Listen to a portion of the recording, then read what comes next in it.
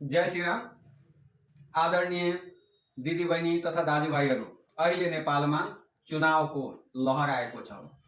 हामी भोट कसलाई दिने यो निर्णयमा नेपाली जनता धेरै अलमलिएका छन्।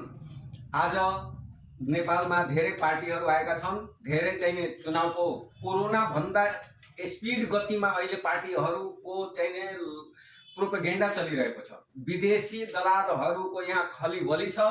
त्यसैले तपाईहरूले सबै पार्टीको हेर्नुस् अवस्था के छ।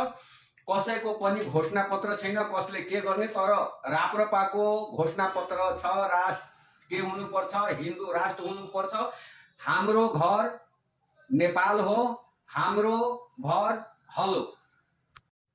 अब हामी भोट कसलाई दिने यो निर्णय गर्न धेरै नहिचकिचाउँ। राप्रपालाई भोट दिउँ, हलोमा भोट दिउँ, राक्षसहरूलाई भोट दिएर यो देशलाई पताल लोकमा पठाउने काम नगरौँ। नेपाल आमाको